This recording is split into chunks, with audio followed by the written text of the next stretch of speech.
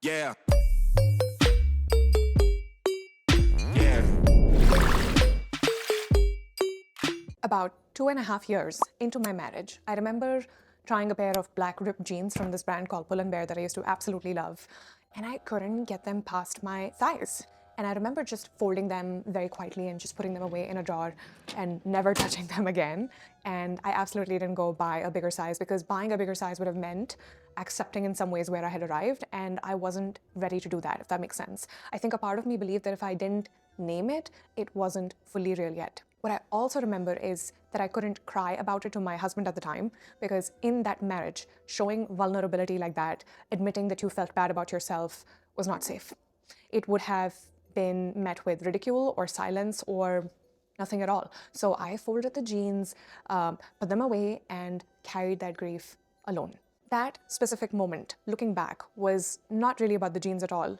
It was about the fact that my life had gotten so much smaller and my body was just keeping an honest score of it. That is exactly what this video is about. All right, let's start with a little level setting and give you some context first. I have had a complicated relationship with my body for most of my life. I grew up in New Delhi, India, and if you know anything about growing up as a girl in a metropolitan city, the standards for how you're supposed to look are relentless, and the comments are constant and just completely thoughtless. Like, oh, you've gained so much weight. What happened to you? It's said like a greeting and disguised as love, if that makes sense. So I come into adulthood already carrying a difficult history with food and my body. I want to name that up front because not everything I'm going to talk about was caused by my marriage. I had my own wounds before I got there. Most of us do, right? And what I will say is that a good partner doesn't make those wounds worse. What I had was the opposite. I had lost a significant amount of weight right before I got married, and for the first time in a long time, I felt socially accepted. And then I got married, and almost immediately, kind of the hot and cold, silent treatment filled dynamic started in my marriage. The stonewalling, the days of silence, followed by warmth, followed by more silence. And I did what a lot of us do when we are emotionally starved in a relationship and have nowhere to put it. I turned to food. Gradually and kind of quietly over a course of about 2.5 years, until I reached the moment of those jeans in the drawer and understood that something had gone very, very wrong. This video is not just about weight gain or loss or my divorce. It's about what chronic emotional stress does to a woman's body over months, over years, and why so many of us spend so long blaming ourselves for something that was never really about the discipline at all. Okay, let's get into it. Well, first, what chronic stress does to a woman's body. Let's address that first. Here's what nobody explains to you about living inside an unpredictable emotional marriage. Your nervous system is running on high alert the entire time. My marriage had a very specific pattern, something would happen, often something genuinely small, and this person would just go silent for days, sometimes weeks, with stonewalling and emotional withdrawal, with no conversation or explanation. And then suddenly he'd be warm again, and my whole body would relax, my appetite would come back, and I could, breathe again. And then the cycle would start again. What I didn't understand at the time is that cycle, the constant peaks and dips, the cortisol flooding in during silence, and the brief relief when things felt okay was doing real physical damage to me. Cortisol, by the way, is a stress hormone, and in short bursts, it is useful. But when it stays elevated for months or years, it disrupts everything, especially in a woman's body. And your hormones completely go out of balance, and your body starts holding on to fat, especially around the midsection area, because it's in survival mode and doesn't know when the threat is going to end. And for women specifically, this is compounded because our hormones, estrogen, progesterone, and insulin, are all deeply interconnected. You pull one thread and the whole system completely shifts. I used to describe living in that marriage like being like a farmer in an unpredictable season, where if it doesn't rain this month, you're finished, Sabrine. I never knew what I was coming home to, whether it would be sunshine or silence. And my body was keeping score of every single one of those cycles, even when my mind was trying to rationalize them away. And I also want to say this directly, time does not heal all wounds or all inflammation, especially if the same behavior keeps reopening. Every time the cycle of punishment and silence repeated, it was like pressing on a bruise that had never really been given the chance to heal. Nothing in my body could recover when that environment was still ongoing. And if you are waiting for your body to just kind of adjust to this toxic situation, It won't. The only thing that changes the pattern is removing yourself from that situation. Okay, so there were two very distinct ways that stress showed up in my eating during this marriage. Sometimes I turned to food for like comfort, something sweet, something warm, because food was truly the one and only reliable source of comfort I had access to at the time. And acts of service are my love language. So like, I cooked constantly in that marriage, making things, feeding people, because that was how I knew how to give love. And I had a lot of loneliness and very little else to channel it into in those early years, especially before I could legally work in the US. So food became kind of entangled with comfort in a way that made complete sense given the circumstances. But then there was also the other kind of stress, the kind that went so high that I couldn't eat at all, when cortisol would spike to a certain level, like my hunger would just like switch off completely. And then there were days during the worst of it when I barely ate anything for days, and then he'd be warm again and my hunger would return, and then I'd eat and feel a moment of something close to relief. Bouncing between those two extremes constantly, comfort eating and then barely eating at all, is not something your body can sustain without consequences. The constant gaining and losing and losing and gaining is very hard on your system. And I want to say this as clearly as I can. Neither response was a flaw given that situation. Both were my nervous system basically doing exactly what nervous systems do when they cannot find safety for a long, long time. And here's the part that frustrated me for years. My body felt tender, like all the time, just like swollen. Like if someone poked me in the arm, it would actually like really hurt. I felt heavy and puffy in a way that felt different from just having gained weight, inflamed in a way that I couldn't name. And I tried a fitness program. I counted my macros. I lost some weight. But even when the number moved on the scale, the tenderness and the heaviness didn't fully go away because the source hadn't gone away. And I think that stonewalling cycle especially was still happening, and my nervous system was still very much on high alert. I went to doctors and my blood work would come back like normal every time. And I kept thinking, like, if nothing is wrong, why does my body like feel like this? And what I didn't know then is that the normal range on a blood panel is a very wide window, and chronic stress doesn't always show up in a test. It shows up in inflammation. It shows up in how your body holds onto water and weight that you cannot shift no matter what you try. And I want you to keep that in mind, because it took me a long, long time to stop letting a clean blood panel convince me that everything was fine. Right, now let's talk about the year after, which is when my body finally exhaled and then broke down. Yep, that happened. So when I finally moved into my own apartment after the divorce in late 2022, my own space, my own rules, my own groceries, my own refrigerator, something shifted almost like immediately. I remember going grocery shopping and enjoying it for the first time in years, buying things I wanted to eat, making brown rice the way it needed to be made without anyone commenting on it, and coming home to a quiet, clean apartment that smelled really good and had nothing unpredictable waiting for me, no silence to decode, just peace. And in that peace, I started showing up for myself in a way I really hadn't been able to before. I started cooking for myself again, but differently this time. And it wasn't to earn warmth, but just because I wanted to. It was actually enjoyable.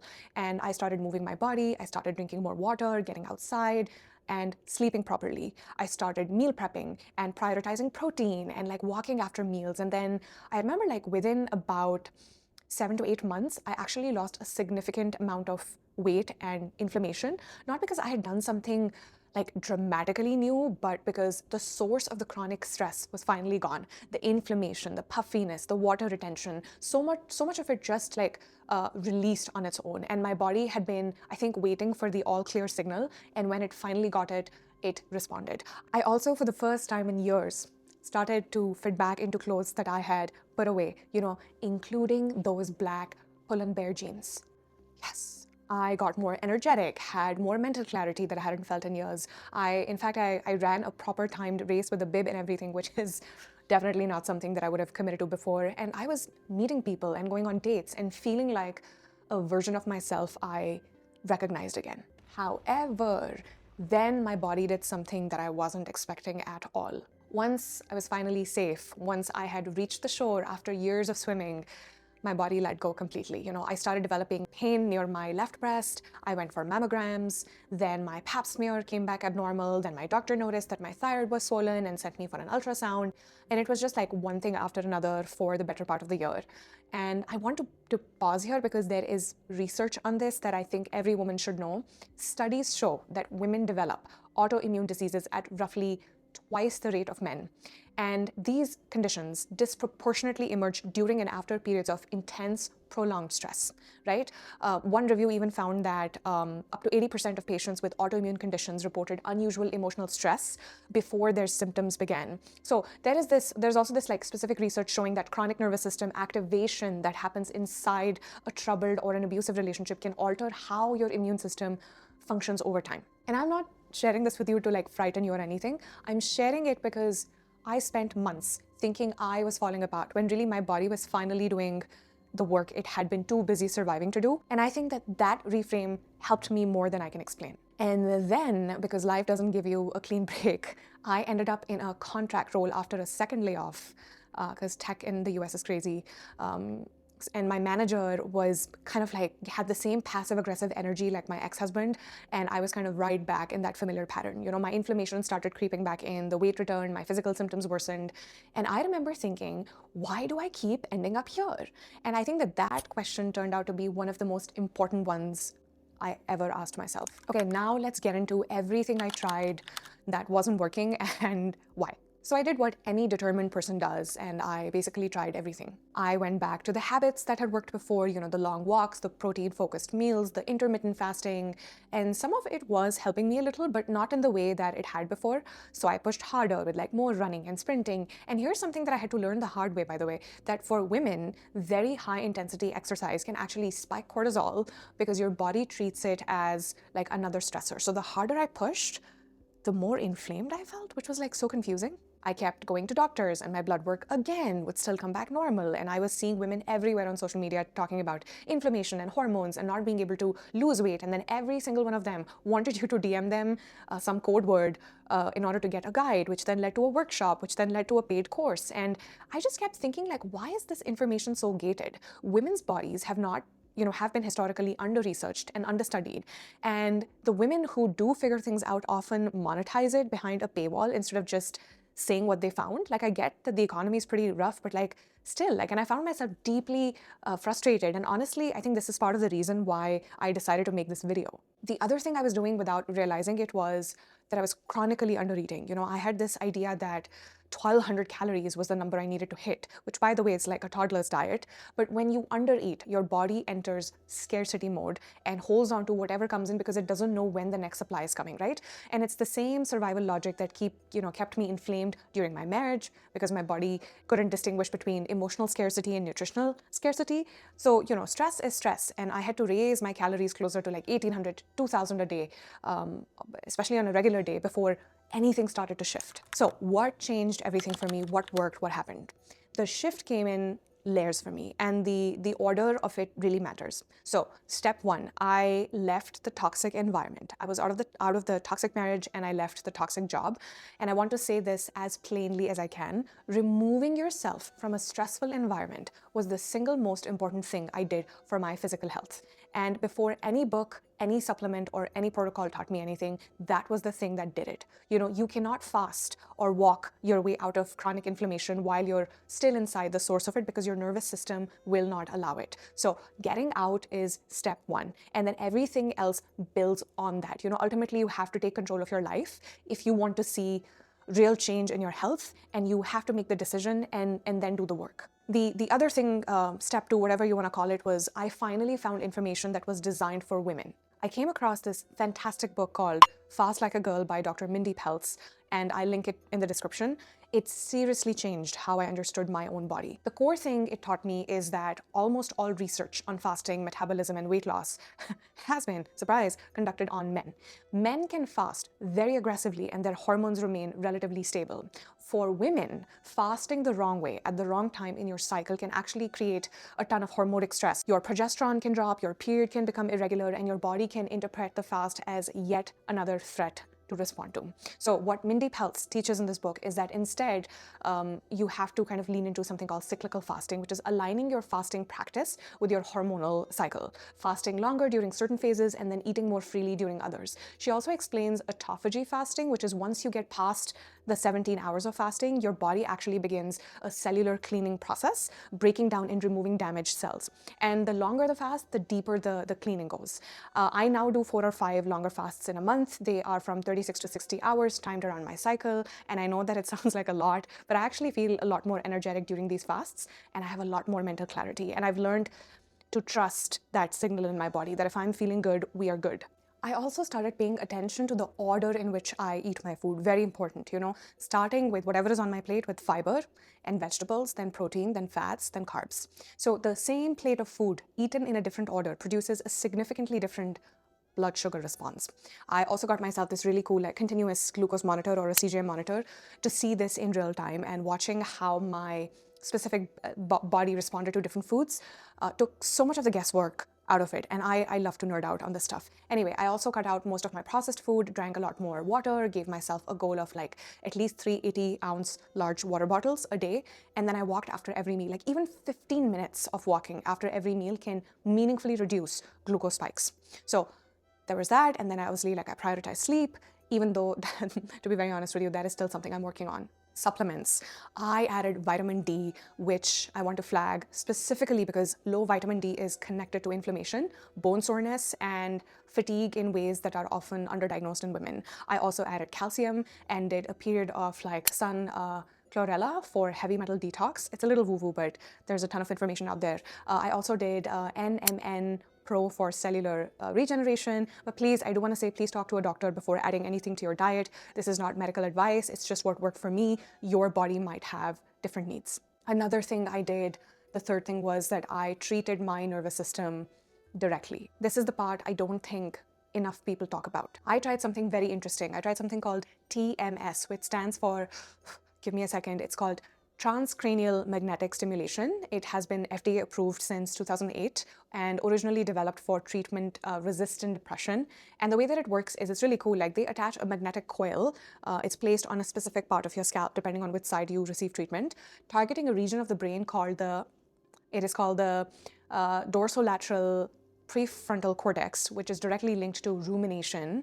That loop in your head that keeps replaying things, keeps you stuck in the past. That's what it works on. And research describes TMS as essentially resetting dysfunctional brain patterns. So think of it as physical therapy for the brain. It really improves neuroplasticity. Around 60% of people who had not responded to other treatments responded to TMS, and more than half maintained that improvement 6 months later. For me personally, rumination from the toxic marriage reduced significantly after TMS.